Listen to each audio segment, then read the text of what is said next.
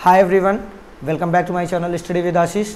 तो आज हम इस वीडियो में बात करने वाले हैं कि कल के सुप्रीम कोर्ट के डिसीजन में जो हुआ उसमें उसके बाद बीपीएससी चेयरमैन की क्या प्रतिक्रिया रही, उसके बाद जो बच्चे बीएड और डीएलएड दोनों कर रखे हैं उनके लिए उन्होंने क्या कहा कि उनको सुधार का मौका कब मिलेगा। इसी के साथ साथ हम डॉक्यूमेंट वेरिफिकेशन पे भी कुछ बातें करेंगे इस वीडियो में।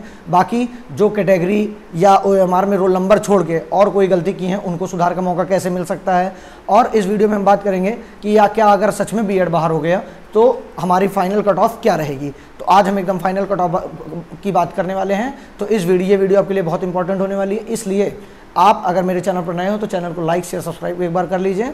उसके बाद चलिए वीडियो की शुरुआत करते हैं। सबसे पहले कल 3 बेंच की शीट ने माननीय सुप्रीम कोर्ट ने एक डिसीजन फिर से दिया कि हमने जो 11 तारीख को डिसीजन लिया था उस पर हम स्टे रहेंगे, मतलब क्लास 1 से 5 के लिए बीएड को बाहर रहा जाएगा।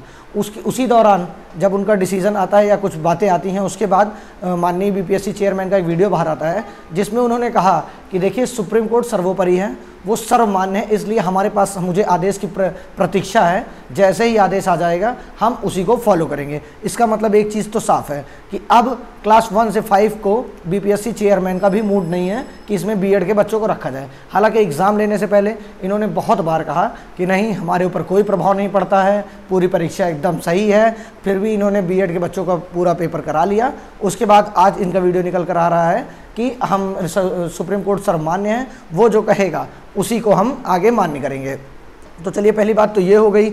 अब दूसरी बात करेंगे कि जो बीएड और डीएलएड किए हैं उनको किस प्रकार से सुधार का मौका मिलेगा। तो देखिए, आप सब जानते हैं कि बीपीएससी चेयरमैन का जो वीडियो आज आया है उसमें उन्होंने साफ साफ कहा है कि हम 1 तारीख से 3 तारीख के बीच में, आने वाली 1 तारीख से 3 तारीख के बीच में मौका देंगे बच्चों को कि जिन्होंने बीएड या डीएलएड दोनों किया है, या डॉक्यूमेंट वेरिफिकेशन के टाइम वो मौका देंगे कि अगर आपने सर्टिफिकेट बीएड का लगाया, आपने डीएलएड भी कर रखा है, तो वहाँ पर आप उसको रिप्लेस कर सकते हैं, बीएड का हटा के डीएलएड की अटैचमेंट कर सकते हैं। बाकी अगर कोई ईबीसी है और उसने एससी भर दिया है गलती से फॉर्म में, तो उसको भी सर्टिफिकेट अपलोड करने का एक बार मौका पुनः ये देंगे, या डॉक्यूमेंट वेरिफिकेशन के टाइम उनको सुधार करने का मौका देंगे। तो बहुत सारे बच्चे परेशान थे कि क्या सच में हमने बीएड डीएलएड दोनों कर रखा है, हमें लेंगे कि नहीं लेंगे। तो निश्चित तौर पर अब आपको परेशान होने की कोई भी ज़रूरत नहीं है, और जो भी बच्चे ओएमआर में रोल नंबर छोड़कर और कोई अन्य गलती कर दिए हैं वो भी निश्चित तौर पर परेशान ना हो, डॉक्यूमेंट वेरिफिकेशन टाइम में वो सारी चीज़ें वो सही कर देंगे।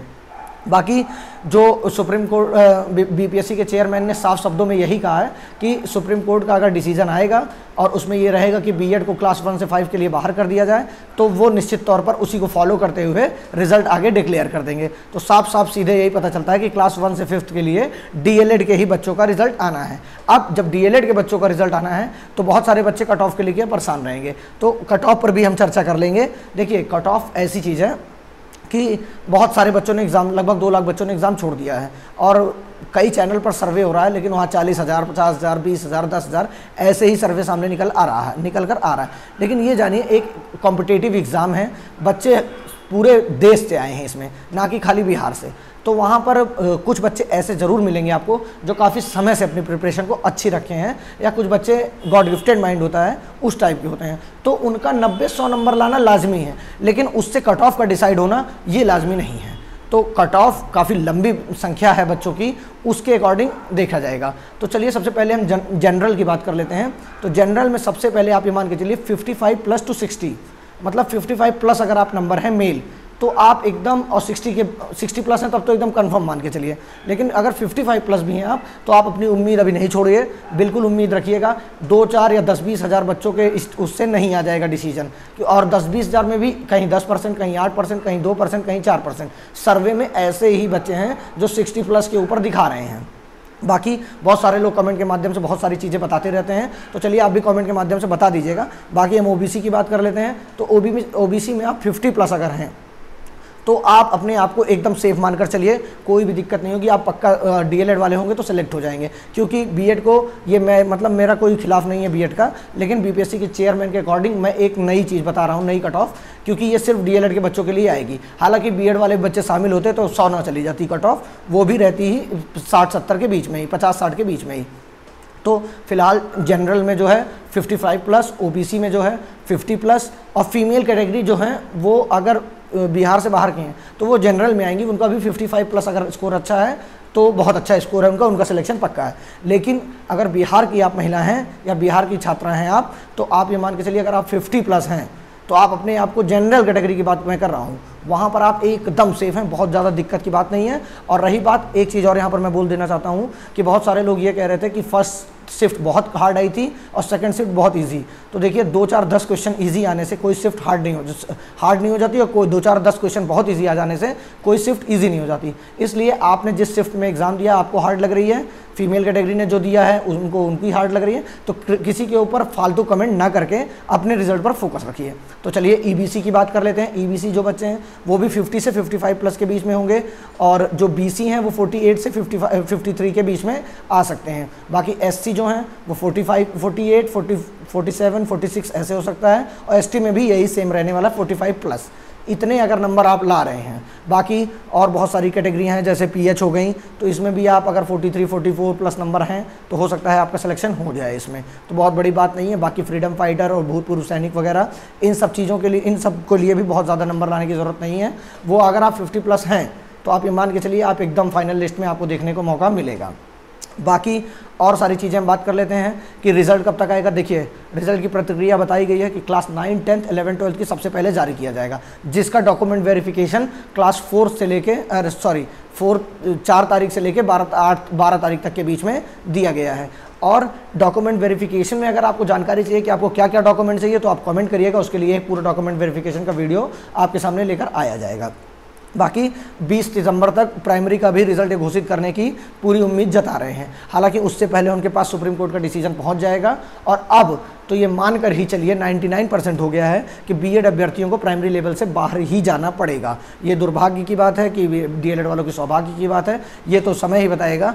लेकिन अभी के फ़िलहाल के लिए यही सूचना है हमारे पास कि आने वाले समय में प्राइमरी लेवल से बीएड को बाहर ही रखा जाएगा, क्योंकि सुप्रीम कोर्ट के जो अनिरुद्ध बोस मेन जज थे, उन्होंने अपने जो पुराने डिसीजन है उस पर मतलब स्टेबिलिटी बनाकर रखी है।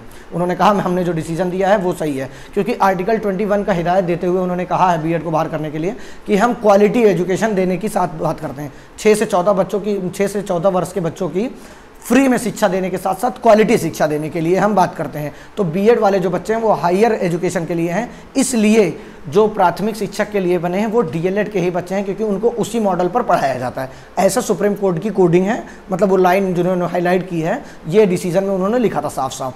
तो ये सुप्रीम कोर्ट की लाइन है, मेरी लाइन नहीं है, इसलिए हम डीएलएड को 1 से 5th के लिए करते हैं और 5th से बाद हायर एजुकेशन के लिए बीएड वालों को रखते हैं। तो ये बात हो गई सुप्रीम कोर्ट के डिसीजन की। इसी से मुझे लगता है कि अब निश्चित तौर पर बीएड को मौका नहीं मिलेगा आने वाले समय में। बाकी देखिए राज्य सरकारें क्या करती हैं, लेकिन आज बीपीएससी चेयरमैन के हिसाब से बोलने से साफ साफ ये पता चल रहा है कि उनका अब कोई भी मूड नहीं है। उनको खाली परीक्षा करानी थी, अब जो भी कराना था उनको, उनकी कुछ जगह तारीफ़ भी कर सकते हैं और कुछ जगह तारीफ़ नहीं भी कर सकते हैं, क्योंकि एग्ज़ाम उन्होंने बहुत अच्छे से कराया, इसकी तारीफ़ करानी पड़ेगी। क्योंकि बिहार राज्य में कोई भी नकल या धांधली का किसी प्रकार का सुनने को नहीं मिला, जैसा कि केवीएस में हमें सुनने को मिला था।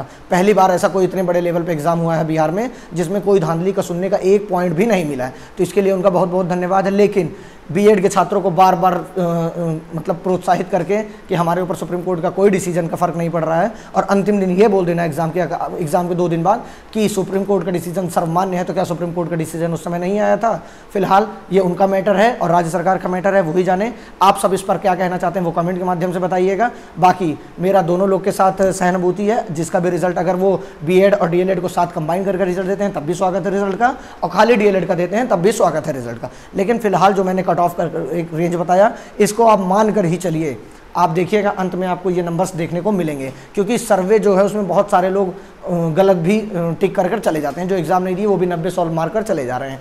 तो ऐसा नहीं है, जिन्होंने एग्ज़ाम दिया है अगर उनका कमेंट्स पढ़िए या उनसे बात करिए तो यही पता चलता है सीधे सीधे कि बहुत ही ज़्यादा टफ पेपर था, और उसके बाद उन लोग की हालत एकदम हो गई है ख़राब।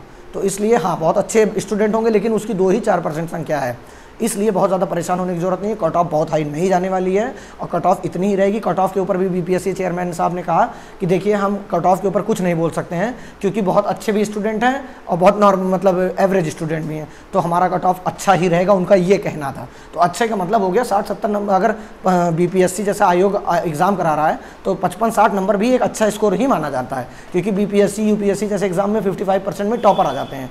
तो ये बीपीएससी एग्ज़ाम कराया था, इसलिए आप अगर 45% से लेके 55% के बीच में हैं तो आप बहुत अच्छा स्कोर कर रहे हैं। बाकी कोई भी ज़रूरत होगी तो आप मेरे चैनल को कमेंट के माध्यम से कह सकते हैं। बाकी चैनल को एक बार प्लीज़ सब्सक्राइब कर दीजिएगा। बाकी और कोई ज़रूरत होगी टेलीग्राम का चैनल लिंक पर जुड़ जाइए, वहाँ से आप मुझसे संपर्क कर सकते हैं। Thank you so much.